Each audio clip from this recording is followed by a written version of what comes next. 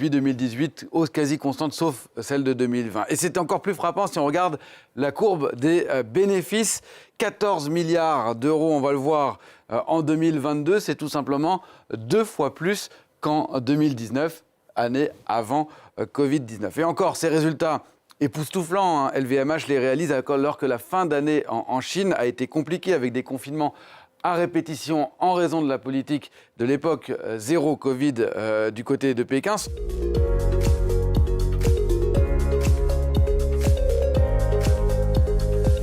Salut à vous les net investisseurs, bienvenue dans ce nouveau JDNI. Le journal des net investisseurs, c'est 2 fois par semaine, on décrypte une actualité et on fait un parallèle avec vos investissements. Aujourd'hui, nous parlons luxe et en particulier de la très belle année du groupe LVMH. Moët & Chandon, Dior, Céline, Louis Vuitton, Tiffany, Fendi, que de marques très connues dans le monde qui appartiennent toutes au groupe LVMH. Et quelle année 2022 pour le premier groupe de luxe au monde avec 80 milliards de chiffre d'affaires et quasiment 14 milliards de résultats. La rentabilité est stable et la marge opérationnelle du groupe n'a jamais été aussi forte, malgré l'absence une bonne partie de l'année du marché et des clients chinois.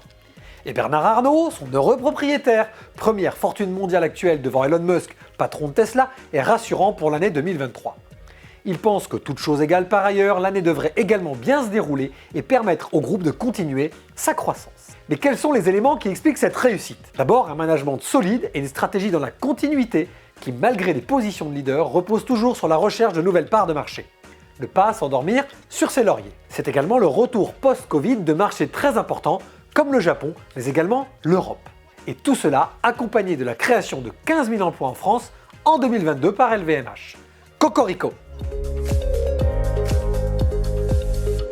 La question du jour est, pensez-vous que le luxe est un secteur d'investissement encore porteur à l'avenir? Pour y répondre, nos réseaux sociaux ou alors directement sous ce journal des net investisseurs.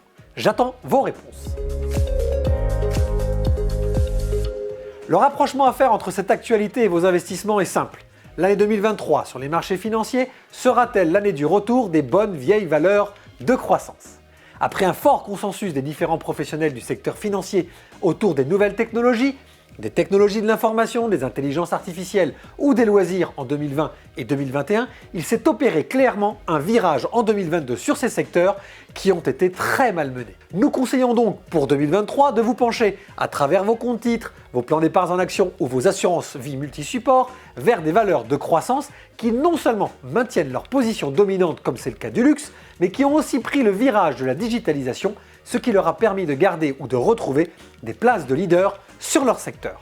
De plus, la grande majorité de ces grosses valeurs de croissance sont des marques très connues de notre environnement et de notre quotidien, luxe, grande consommation, santé, énergie, de quoi investir en comprenant ce que l'on fait et en donnant du sens à son argent.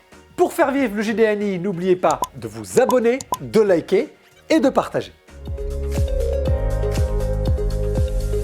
La réponse à la question du précédent JDNI sur votre envie d'investir encore en EHPAD, établissement d'hébergement pour personnes âgées dépendantes, très clairement et à une large majorité, la réponse est non. Je pense que le scandale Orpea et plus globalement les interrogations sur la façon de traiter la vie de nos aînés a refroidi les investisseurs français en location meublée non professionnelle dans les EHPAD. Pour autant, on sent selon quelques remarques dans ce sondage que le senior, qui n'est pas encore le 4e âge des EHPAD, c'est-à-dire l'ancienne maison de retraite, reste quand même un sujet qui interroge beaucoup de nos concitoyens. Allez, j'en ai fini pour aujourd'hui. Je vous retrouve dans le prochain journal des net investisseurs. À bientôt!